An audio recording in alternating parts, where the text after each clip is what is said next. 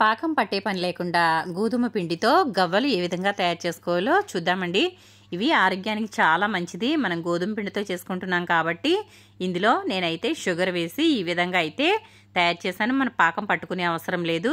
చక్కగా గుల్లగా క్రిస్పీగా ఉండే గవ్వలు అయితే ఈజీగా తయారు చేసుకోవచ్చు. మరి ఈ గవ్వల్ని ఏ విధంగా తయారు చేసుకోవాలో చూద్దామా. మన ఛానల్ ఫస్ట్ టైం చూస్తున్న వాళ్ళైతే తప్పకుండా లైక్ చేయండి, షేర్ చేయండి, సబ్స్క్రైబ్ చేయండి. Welcome back to my channel.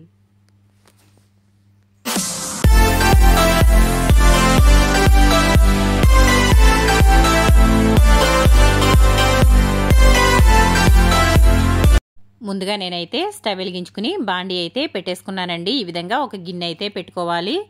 ఇప్పుడు ఇందులో కొంచెం నెయ్యి అయితే వేసుకుందామండి. ఈ విధంగా గవ్వల్ని నేతితో కలుపుకోవడం వల్ల చాలా టేస్టీగా ఉంటాయి. నెయ్యి ఆరోగ్యానికి మంచిది కాబట్టి నేనైతే నెయ్యి అయితే వేస్తున్నాను. మీకు నెయ్యి ఇష్టం లేకపోతే ఇందులో డాల్డా అయినా నూనె అయినా వేసుకోవచ్చు. ఈ విధంగా కొంచెం వేడి చేసి వేసుకోవాలండి.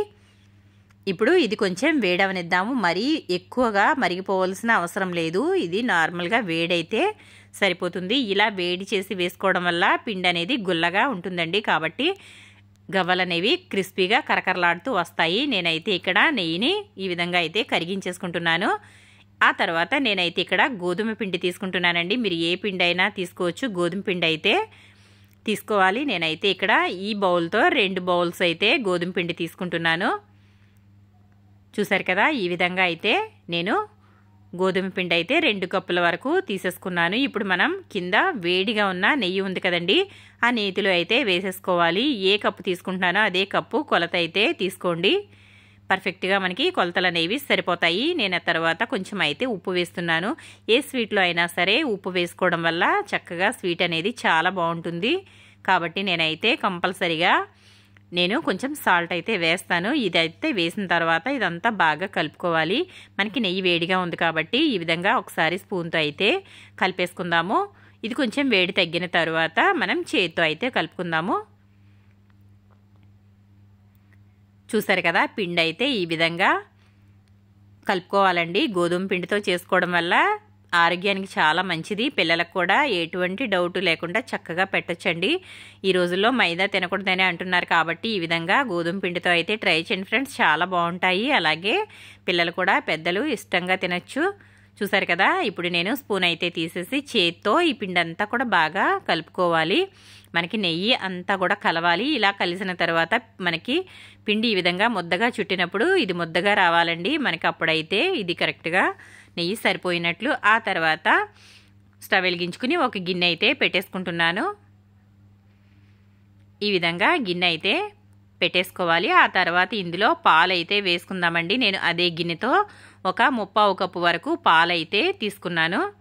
ఆ తర్వాత అదే గిన్నెతో మరొక 1/4 కప్పు పంచదార అయితే వేస్తున్నాను. చూసారు కదా, నేను ఏ కొలత అయితే తీసుకున్నానో అదే కొలతతో చేస్తున్నానండి. ఇప్పుడు ఈ పంచదార పాలల్లో కరిగిపోయే వరకు కరిగించుకోవాలి. పాలు మరగాల్సిన అవసరం లేదండి. పంచదార కరిగితే చాలు. అప్పటి వరకు ఒక పొంగు వస్తే షుగర్ మనకి చక్కగా కరిగిపోతుంది. ఈ విధంగా అయితే కలిపేసుకోవాలి. ఆ తర్వాత స్టవ్ ఆఫ్ చేసుకుని పక్కనైతే పెట్టేసుకుని ఈ విధంగా మనం నెయ్యి కలిపి పెట్టుకున్న పిండిలో ఈ పాలు కొంచెం కొంచెంగా వేస్తూ గరిటెతో కలుపుకోవాలి. ముందుగా గరిటె అయితే పెట్టుకుని కలుపుకోవాలండి. ఎందుకంటే మనకి కాలుతుంది కాబట్టి, ఇది వేడిగా ఉంది కాబట్టి ఈ విధంగా కలుపుకోవాలి. మనం తీసుకున్న పిండికి షుగర్ అయితే పర్ఫెక్ట్గా సరిపోతుందండి. మరీ ఎక్కువగా వేసుకున్నా ఎక్కువ తీపిగా ఉంటుంది కాబట్టి ఈ విధంగా నేనైతే పంచదార సమానంగా వేసుకున్నాను. మీకు ఎక్కువ తీపి కావాలనుకుంటే 1 కప్పు ఫుల్గా షుగర్ అయితే వేసేసుకోవచ్చు. నేనైతే సమానంగా వేసాను కాబట్టి మనకి పర్ఫెక్ట్గా సరిపోతుంది. ఇప్పుడు ఇదంతా కూడా బాగా కలుపుకోవాలి. ఒకవేళ మనం తీసుకున్న పాలు ఈ పిండి కలవకపోతే ఇంకొంచెం పాలు యాడ్ చేసుకుంటూ పిండిని ముద్దగా చేసుకోవాలండి. చపాతీ పిండి మాదిరిగా చేసుకోవాలి. చూడండి, నేనైతే ఈ విధంగా పాలు అన్నీ కూడా వేసేసుకున్నాను. ఈ విధంగా వేసుకోవడం వల్ల మనకి పర్ఫెక్ట్గా పిండి అయితే కలుస్తుంది. ఒకవేళ మీకు పిండి కలవకపోతే కొంచెం అయితే పాలు వేసుకుని కలుపుకోవచ్చు. చల్లటి పాలైనా యాడ్ చేసుకోవచ్చండి. ఈ విధంగా ఈ పిండి అంతా కూడా చపాతీ ముద్ద మాదిరిగా బాగా కలుపుకోవాలి. వేడి తగ్గే వరకు గరిటెతో కలుపుకున్న తర్వాత గరిటె అయితే తీసేసి చేత్తో అయితే పిండిని బాగా మర్దన చేసుకుని కలుపుకోవాలి. చూసారు కదా, నేనైతే ఇలా అయితే కలిపేశాను. ఇప్పుడైతే మనం గరిటె తీసేసి చేతితో కలుపుకుందాం. చూసారు కదా పాలు అయితే నేను అన్నీ వేసేసాను, కొంచెం అయితే మిగిలాయండి. ఇప్పుడు అవి కూడా అవసరమైతే కలిపేసుకోవచ్చు, లేదంటే కనుక మనకి పిండి కలిస్తే ఈ పిండితోనే కలిపేసుకోవచ్చు. నాకు కొంచెం పిండి గట్టిగా ఉంది కాబట్టి నేనైతే మిగిలినవి కూడా వేసేసుకుంటున్నాను. ఈ విధంగా కొంచెం కొంచెంగా వేస్తూ కలుపుకోవాలి. చేత్తో అయితే పిండిని బాగా పిసుకుతూ కలపాలండి. అప్పుడే మనకి పిండి అనేది గుల్లగా తయారవుతుంది. అప్పుడు మనకి గవ్వలు వేసుకోవడం వల్ల క్రిస్పీగా చాలా పొరలు పొరలుగా గుల్లగా వస్తాయండి. కాబట్టి ఈ విధంగా అయితే పిండిని కంపల్సరిగా బాగా కలుపుకోవాల్సి ఉంటుందండి.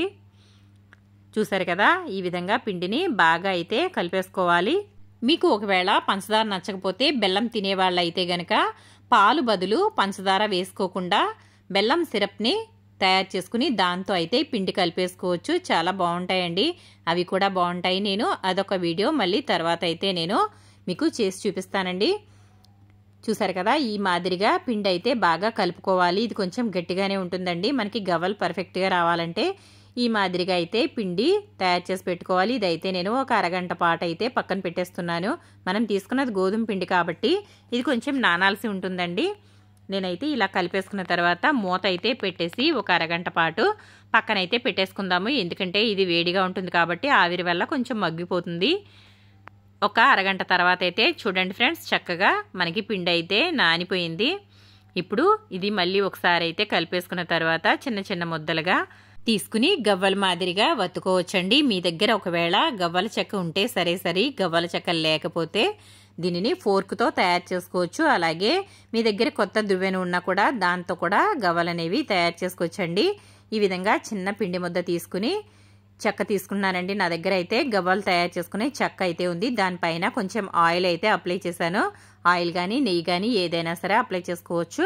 ఈ విధంగా అప్లై చేయడం వల్ల మనకి గవ్వ అనేది చాలా త్వరగా ఊడి వచ్చేస్తుందండి. చక్కగా అతిక్కుపోకుండా వచ్చేస్తుంది. ఈ విధంగా తీసుకుని చూడండి, ఒకసారి మీకు చూపిస్తున్నాను. ఇలా అయితే దీనిపైన ఒత్తాల్సి ఉంటుంది.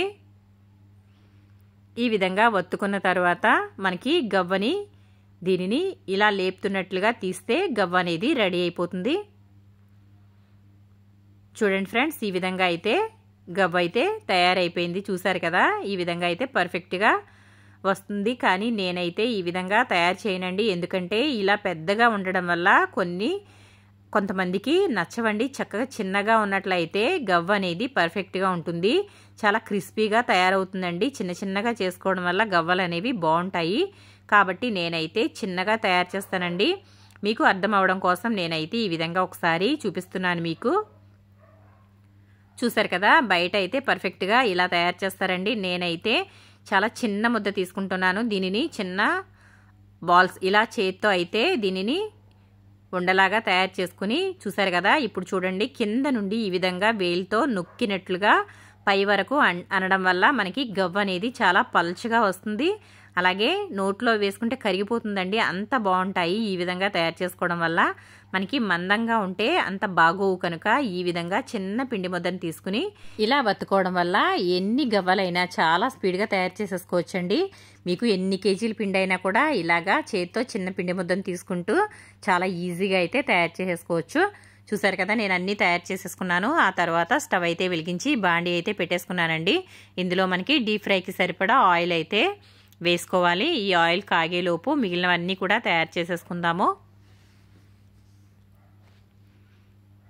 నేనైతే ఇక్కడ సన్ఫ్లవర్ ఆయిల్ అయితే తీసుకున్నానండి. ఆ తర్వాత మనం తయారు చేసుకున్న గవ్వలన్నీ ఉన్నాయి కదా, వీటిని ఇప్పుడు ఆయిల్ కాగిందో లేదో చూద్దామండి ఒకసారి.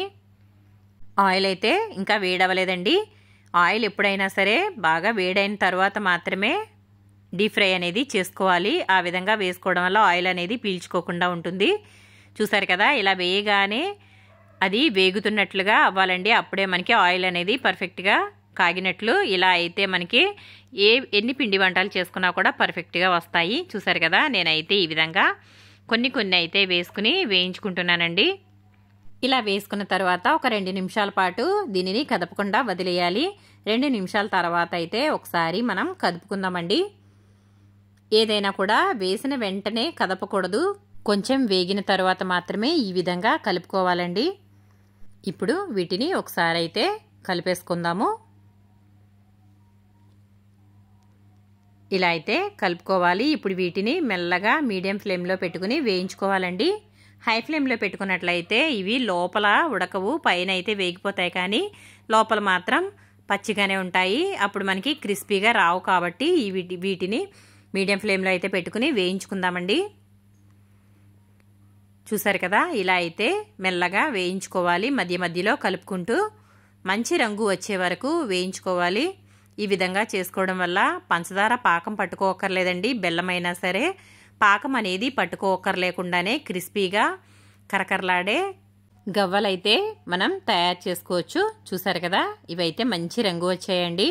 ఫస్ట్ అయితే కొంచెం టైం పడుతుంది, కానీ కొంచెం రంగు వచ్చిందంటే చాలా త్వరగానే వేగిపోతాయి. కాబట్టి ఇటువంటి సమయంలో దగ్గరుండి వేయించుకోవాలండి. ఎందుకంటే మనకి త్వరగా మాడిపోతాయి. కాబట్టి చూసారు కదా, ఈ విధంగా మంచి రంగు అయితే వచ్చే వరకు వేయించుకుని తీసేసుకోవాలి.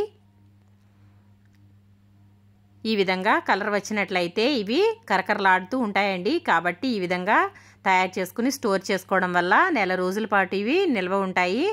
ఈవినింగ్ స్నాక్స్గా పిల్లలకి పెట్టుకోవచ్చు. అలాగే టీ టైం స్నాక్గా కూడా తినచ్చండి. చూసారు కదా, ఈ విధంగా మిగిలినవన్నీ కూడా వేయించేసుకోవాలి. అంతేనండి, ఎంతో టేస్టీగా గోధుమ పిండితో పాకం పట్టే అవసరం లేకుండా గోధుమ పిండి గవ్వలైతే రెడీ అయిపోయాయి. మరి వీడియో నచ్చితే గనక లైక్ చేయండి, షేర్ చేయండి, సబ్స్క్రైబ్ చేయండి ఫ్రెండ్స్. చూసారు కదా, అన్నీ కూడా ఈ విధంగా అయితే నేను వేయించేసానండి. మనకి 2 కప్పుల పిండితో ఎన్ని గవ్వలు వచ్చాయో చూసారు కదా. ఈ విధంగా తయారు చేసుకోవడం వల్ల పిల్లలు కూడా ఇష్టంగా తినేస్తారు. చూసారు కదండి, గోధుమ పిండితో కరకరలాడే గవ్వలైతే రెడీ అయిపోయాయి. ఈ విధంగా తయారు చేసుకోవడం వల్ల ఆరోగ్యానికి ఆరోగ్యం అండి. బయట ఫుడ్ అనేది కొనుక్కోకర్లేకుండా ఇంట్లోనే ఈజీగా తయారు చేసుకోండి ఫ్రెండ్స్.